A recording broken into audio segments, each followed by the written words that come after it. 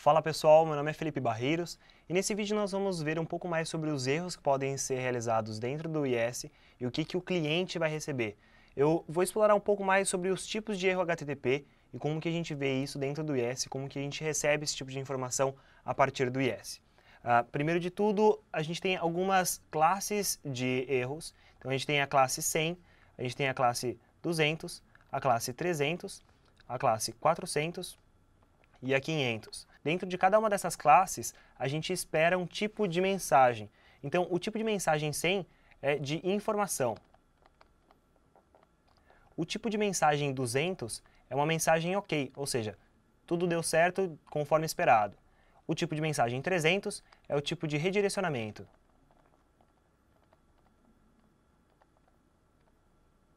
Ou seja, ela foi redirecionada permanentemente ou apenas temporariamente, esse tipo de mensagem que a gente espera dentro da classe 300.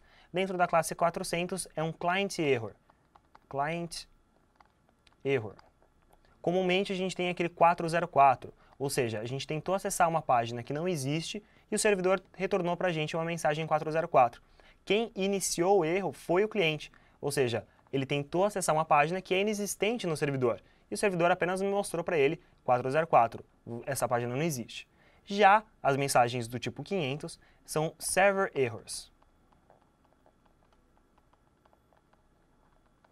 O tipo de mensagem de servidor é quando você tem algum problema dentro do .NET, quando você tem algum problema dentro do Java, ou esses tipos de código que são gerenciados. Então, quando você tem algum tipo de problema dentro do seu aplicativo, o servidor vai disparar uma mensagem do tipo 500. Então, o que a gente sempre quer ver e a gente espera é uma mensagem 200.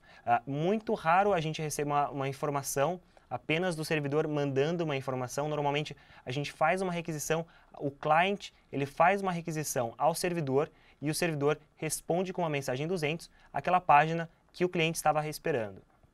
Já a 300 é de redirecionamento, por exemplo, se a gente acessar google.com com um O a mais. Normalmente o que essas empresas fazem, elas compram esse domínio e redirecionam para google.com, como a gente conhece.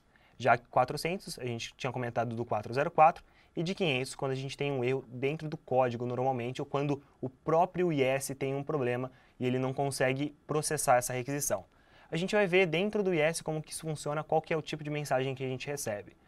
Nós temos nossa página HTML5 Boilerplate. Se nós acessarmos essa página, a gente consegue ver Hello World, this is HTML5 Boilerplate. Então a gente tem a nossa página, nós conseguimos acessar sem problema algum. Então vamos tentar colocar algum erro.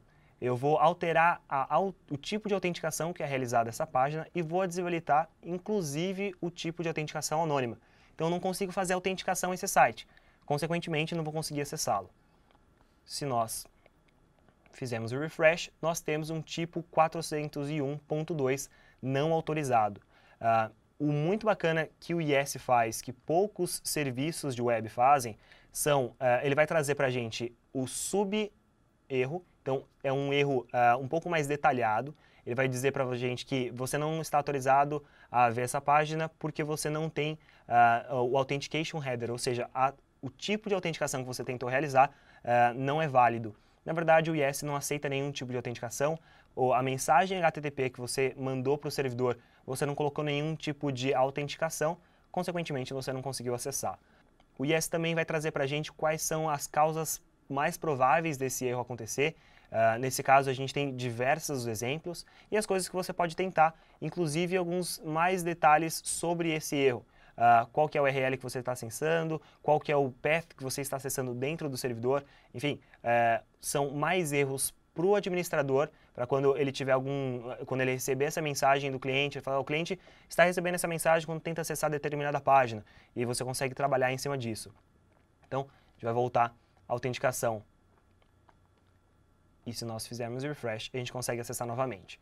Um KB super importante, esse 943891, vou deixar também nos comentários do vídeo. Ele é super importante para você que está trabalhando com IS e quer identificar esse tipo de erro. Ele traz desde o IS7 até o IS8 esses tipos de mensagem de erro que a gente tem. Então a gente tem informação, a gente tem o êxito, que é aquele OK que eu tinha comentado, a gente tem redirecionamento, erro de cliente e logo aqui embaixo o erro de servidor. o IS ele implementa muito mais do que a RFC colocou. Então a gente tem alguns padrões de comunicação e a RFC ela coloca quais são os padrões de erros que são emitidos pelos servidores HTTP quando algumas mensagens são recebidas. Então, o IS ele implementa muito mais esses submensagens .2, .3, .4, .5, .6, são submensagens que são colocadas pelo servidor IS para detalhar mais para o administrador e para o usuário qual que é o tipo de mensagem que ele está recebendo. Então, se você quiser fazer já o troubleshooting, se você quiser resolver qual que é o problema, você já consegue trabalhar em cima dessas submensagens. Se você tem algum problema de comunicação com o servidor, se você não consegue acessar determinada página, ou se você não consegue acessar determinada página porque você não tem privilégios suficientes, então você não conseguiu fazer a autenticação, ou você conseguiu fazer a autenticação, mas você não é autorizado a acessar aquela página, tudo isso tem uma mensagem específica dentro do HTTP e dentro desses códigos implementados pelo IS. Então, esses aqui são os códigos implementados pelo IS em HTTP. Muito bacana que você dê uma olhada, pelo menos entender como é que funcionam esses códigos, entender cada uma dessas classes, que é super importante quando você receber esse tipo de problema, receber esse problema do cliente, ou você, desenvolvedor, tiver esse tipo de problema, e já poder identificar e ter isso em mão, já dentro dos seus bookmarks, esse tipo de link para você comparar e conseguir fazer um processo de troubleshooting melhor. Então, até os próximos vídeos.